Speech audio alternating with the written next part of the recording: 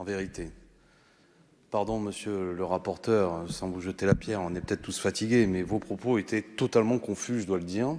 Et les amendements de nos collègues républicains sont, eux, dans une caricature qui vise, quand on les écoute, à osciller entre parfois le presque fou rire ou la désolation. On mélange tout et n'importe quoi. Vous voulez dissoudre des associations qui refuseraient l'accès sur la base du critère du sexe.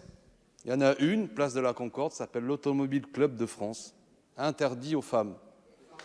Souhaitez-vous interdire ce club? Il est pour l'instant interdit aux femmes. Souhaitez-vous dissoudre et fermer les loges franc-maçonnes? Pardon? Il y a encore peu de temps. Alors, très bien. Il semblerait que ce club d'hommes ait réussi à accueillir une femme, donc il n'y a pas de problème manifestement de votre point de vue.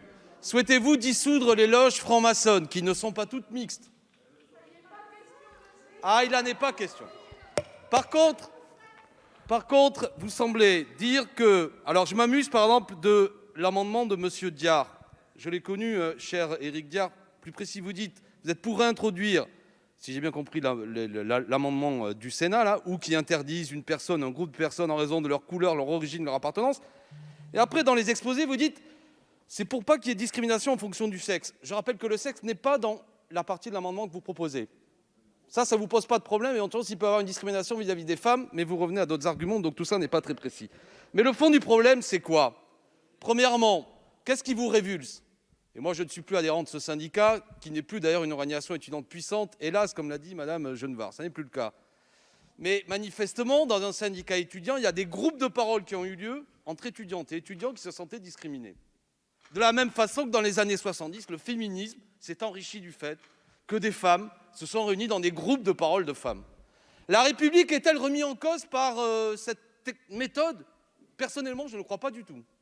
La République est elle-même remise en cause, je vais pousser loin, même si je ne suis pas d'accord, quand il y a non-mixité. Pensez-vous vraiment qu'il n'y a rien de républicain quand éventuellement une institution n'est pas adressée aux femmes? Ça peut se discuter, mais sachez que jusqu'aux années 1960, l'école publique laïque et républicaine n'était pas mixte. Pour autant, je ne crois pas que vous soyez en train de nous dire que de 1871 à 1960, l'école était victime de la cancel culture, du woke ou je ne sais trop quoi. Bref, on a évolué, j'entends bien, mais on a évolué sur la base d'une discussion pédagogique pour savoir, et je le crois personnellement, qu'il est bien meilleur que les garçons et les filles soient ensemble. Mais ce que je veux dire, c'est la tonalité du vocabulaire qui est utilisé.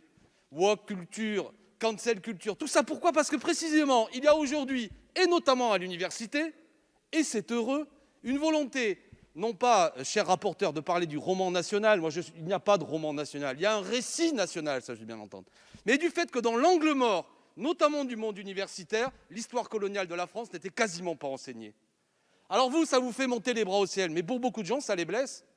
Le fait que pendant 130 ans, par exemple, la France allait jusqu'à l'Algérie, et qu'il s'est passé là-bas des choses intéressantes, des choses sordides, mais que, véritablement, pensez-vous sérieusement que les études universitaires font la part extrêmement importante à la recherche sur l'histoire coloniale de la France? En vérité, c'est bien peu de choses. Aujourd'hui, il commence à y avoir quelques publications. Il commence à y avoir des jeunes chercheurs. Il commence même à y avoir une jeunesse française qui, bien souvent, parce que les parents et les grands-parents sont issus de cette histoire, sont choqués au fait que dans les bibliothèques, il y a peu d'ouvrages qui parlent de cette période et qui veulent étudier sur ce sujet. Ils veulent réintroduire dans le grand récit national cette partie aussi de l'histoire de France. Parce qu'ils sont choqués à l'idée qu'aujourd'hui, nous effaçons une partie de notre histoire. Et il faut les remercier. Il faut les remercier de comprendre pour quelles raisons cette part de l'histoire de France est totalement absente. Pourquoi notre cinéma français en parle si peu? Pourquoi notre monde universitaire en parle si peu?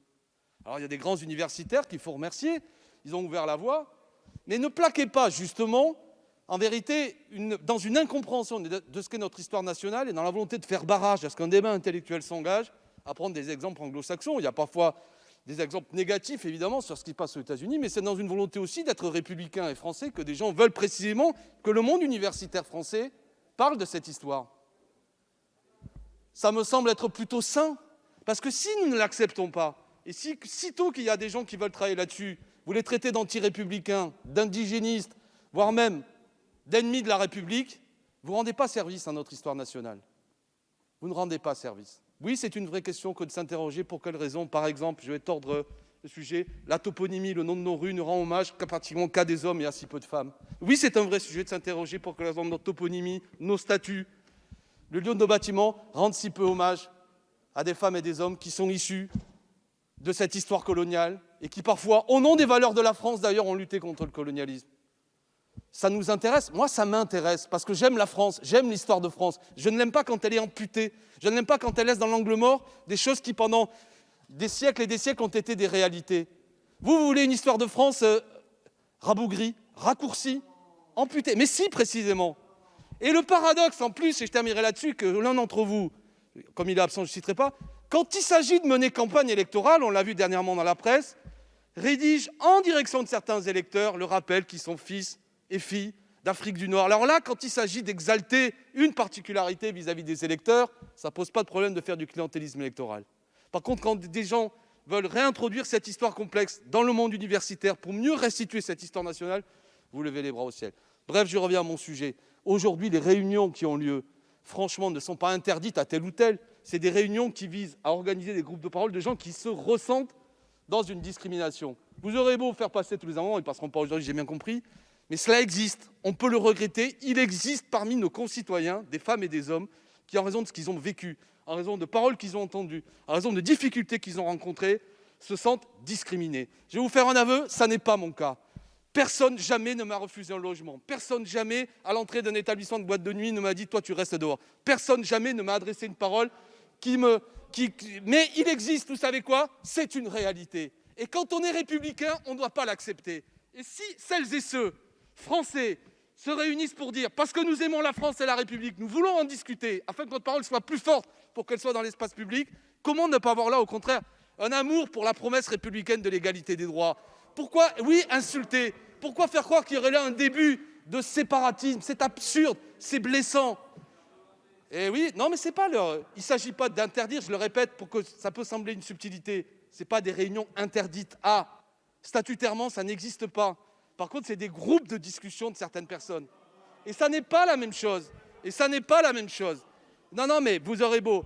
Mais, je le répète, revenons concrètement à si cet amendement était adopté. S'agit-il, parce que c'est un message qui peut être entendu notamment par les associations philosophiques que j'ai évoquées tout à l'heure.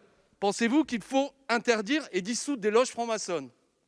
Mais monsieur Diard, c'est le sens de votre amendement. Parce que les loges ne sont pas mixtes. Il faudra donc les interdire. C'est vers cela que vous voulez aller? Franchement, ça rappelle des heures sombres de notre histoire.